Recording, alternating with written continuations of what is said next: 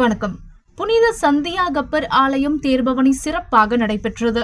ராமேஸ்வரம் தீவு பகுதியில் தங்கச்சிமிடும் வேர்க்காட்டில் மத நல்லிணக்கத்திற்கு எடுத்துக்காட்டாக விளங்கும் தூய சந்தியாகப்பர் ஆலயத்தில் 483ஆம் ஆண்டு திருவிழா கொடியேற்றம் கடந்த 16ஆம் தேதி கொடியேற்றத்துடன் தொடங்கியது.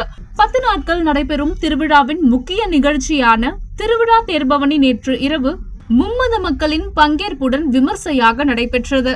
இந்த விழாவில் புதிய ஆலய கட்டுமான பணி பொறுப்பாளர் அருள்பணி சா செபாஸ்டின், விழா குழு தலைவர் சே ஜேம்ஸ், அமல்ராஜ், தண்ணீரூற்று, அரியாங்குண்டு, தென்குடா இறை மக்கள், விழா குழுவினர், தீர்வு பூர்வீக கிறிஸ்தவர்கள், புனித குழந்தை தெரேசால் ஆலய கமிட்டி, புனித தெரேசால் பங்கு திருச்சிலுவை அருள் சகோதரிகள், கப்புச்சின் அருள் பணியாளர்கள் மற்றும் ஆயிரக்கணக்கான பொதுமக்கள் கலந்து கொண்டனர்.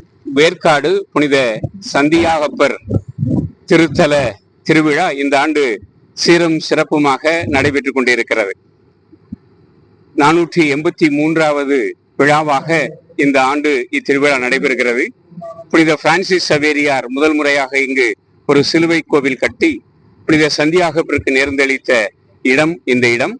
இந்த இடத்தில் 483 ஆண்டுகளாக மிகச் சிறப்பாக ஒவ்வொரு ஆண்டும் இந்த விழா கொண்டாடப்படுகிறது.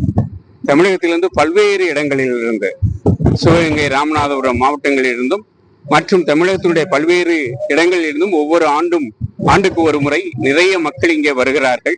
வந்து சந்தியாகப்பருடைய பரிந்துரை பெற்று கடவுளுடைய ஆசீர்வாதத்தை பெற்று செல்கிறார்கள். இது கிறிஸ்தவர்களுடைய விழா மட்டுமல்ல, மும்மதத்தவர்களுடைய விழாவாகவும் சமய நல்லிணக்கத்தினுடைய விழாவாகவும் இந்த தீவில் பல ஆண்டுகளாக நடைபெற்றுக் கொண்டிருக்கிறது. அந்த அளவிலே இன்றும் அது நடைபெறுகிறது. இந்த திருவிழா ஏற்பாடுகளை எல்லாம் இந்த பங்கினுடைய பங்கு தந்தை அருள்பணி ஆரோக்கியராஜ் அவர்கள் சிறப்பாக ஒருங்கிணைத்திருக்கிறார்கள். இந்த மறை மாவட்டத்தினுடைய ஆயர் என்ற முறையில் நான் இந்த நாளிலே திருப்பலி நிறைவேற்றி அனைவருக்கும் இறைவனுடைய ஆசீரை பெற்று தந்ததிலே மகிழ்ச்சி அடைகிறேன்.